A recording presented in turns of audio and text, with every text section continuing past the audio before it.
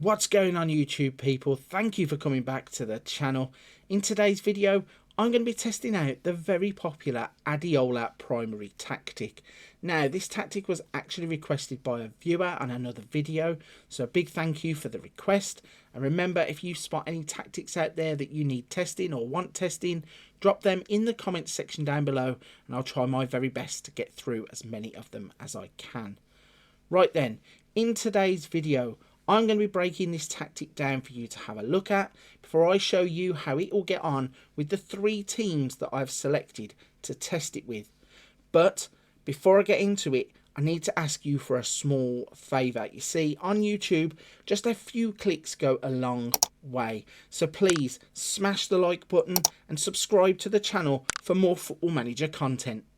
Right then, let's jump into this one and start to break this tactic down for you. As you can see, it's pretty much set out in a 4-3-3 formation.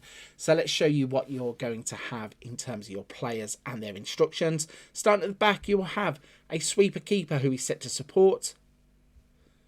On the left, you'll have an inverted wingback set to automatic. A ball-playing defender set to defend. With a central defender set to stopper. And on the right side, an inverted wingback set to automatic. You then have a halfback that is set to defend. An advanced playmaker set to support. A central midfielder set to attack. On the left, an inside forward set to attack. On the right, an inverted winger set to attack.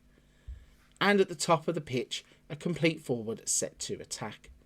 So as I said, this tactic is called the Adeola Primary. Its tactical style is custom. Its mentality is positive. Its in possession will look like this. Its in transition will look like this. Its out of possession will look like this. So that's the tactic. Those are the instructions. Remember, if you need any of those or want to jot them down, feel free to pause the video, go back, write anything down you need. There will also be a link to this tactic in the description, so if you want to download it and have a go yourself, feel free to do so. Right then, that's the tactic covered. Let's jump in and show you some results.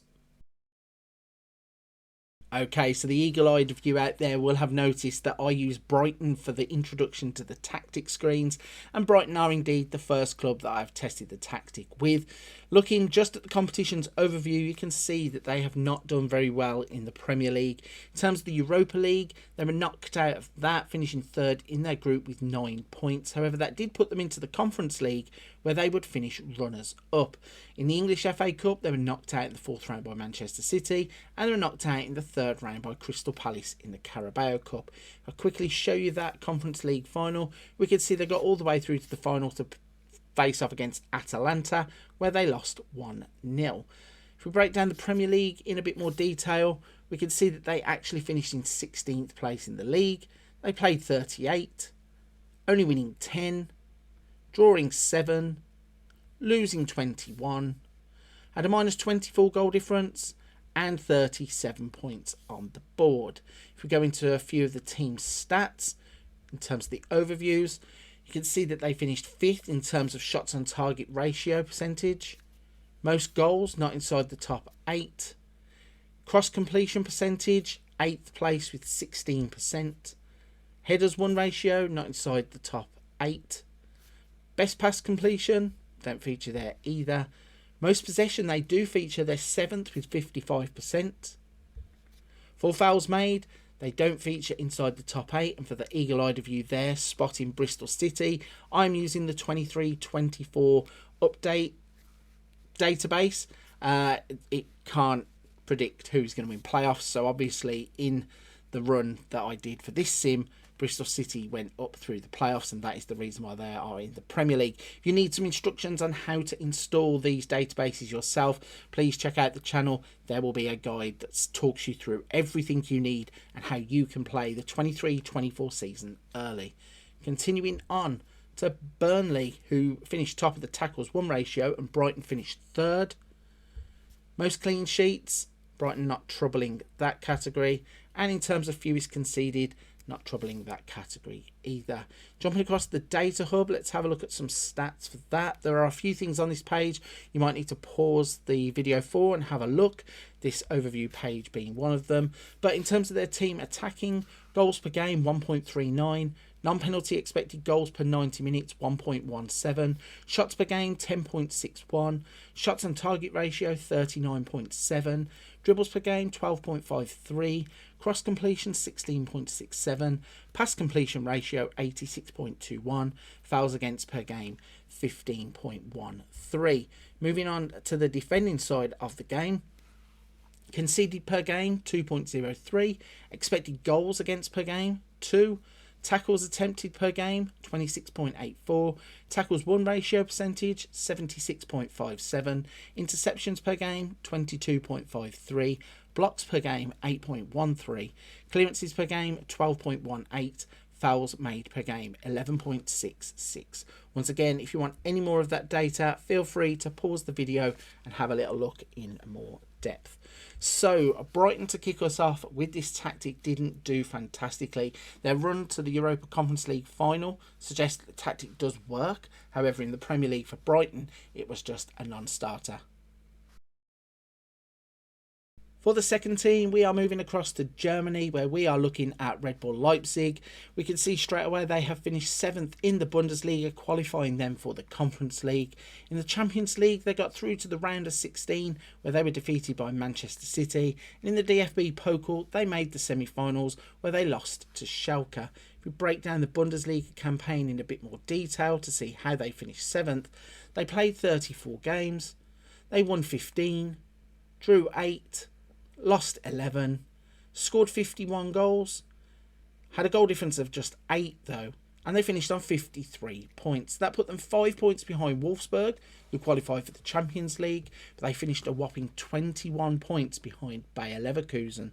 Looking at some stats, Timo Werner scored 15 goals, he had 6 Player of the Match awards, Angelino covered 15.68 kilometres per 90 minutes, and Timo Werner had 4.10 tackles per 90 minutes. If we look at some of the team overview for the stats, in terms of shots on target ratio percentage, they finished in 6th place with 40. Most goals, they finished joint 4th with 51. They finished top of the cross completion percentage with 18%. For the headers won ratio, they finished in 3rd with 51%. Pass completion, 8th with 86%. Most possession, 3rd with 56%. Fouls made, not making the top 8. In terms of tackles won ratio percentage, they finished 4th with 75. Most clean sheets, not troubling the top of those. And fewest conceded, not in the top 8 for that too. If we look into the data hub and look at their attacking stats, again, if there's anything on these screens that you want to have a look at in more depth, feel free to pause the video and you can have a little look around.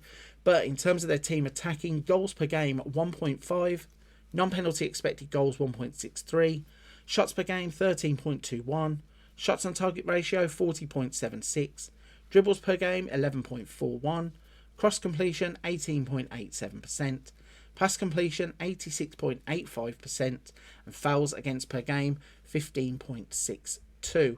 If we have a little look at their team defending stats, conceded per game 1.26, expected goals against per game 1.05, tackles attempted per game 27.21, tackles won ratio was 75.89, interceptions per game 22.56, blocks per game 6.15, clearances per game 10.24, fouls made per game 12.71.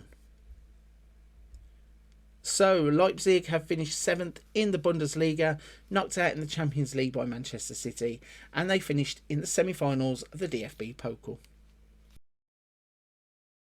For the third and final team of the test, we have gone to Spain and we have put the tactic in the hands of Spanish giants Barcelona.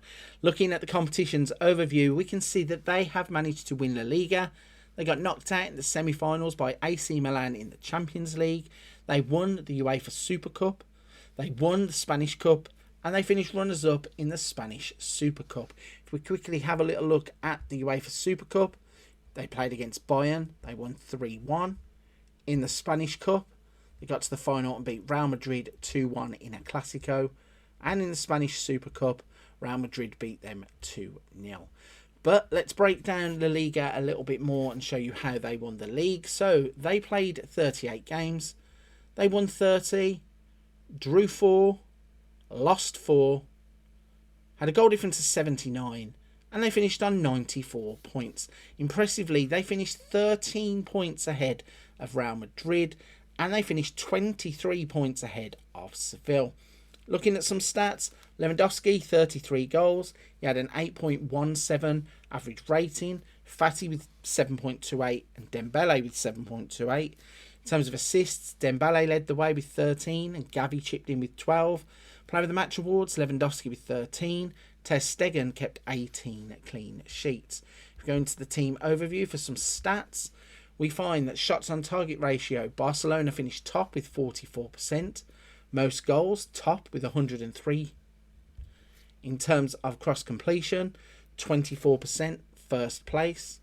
Headers won ratio, 5th with 52%. Best pass completion, 8th with 87%. Most possession, 3rd with 60%. Fouls made, not inside the top 8. Tackles won ratio, 7th with 75%. Clean sheets, they finished 2nd behind Real Madrid, 19. Fewest goals conceded, they finished 2nd behind Real Madrid with 24. If we go into their data hub and have a look at some of those graphs there. So starting off with team attacking, goals per game, 2.71. Non-penalty expected goals per 90 minutes, 1.98. Shots per game, 17.95. Shots on target ratio, 44.13. Dribbles per game, 13.16. Cross completion, 24.36. Pass completion ratio, 87.87.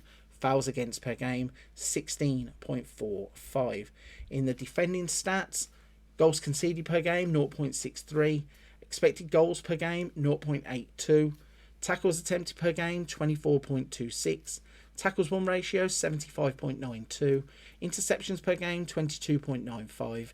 Blocks per game, 4.66. Clearances per game, 7.32. And fouls made per game, 10.03. So there's some more stats there if you want to have a look at those. So all in all, it shows that with this tactic, the better the team, the better the outcome. Obviously, Brighton struggled in the league. Then we had Leipzig finishing in 7th.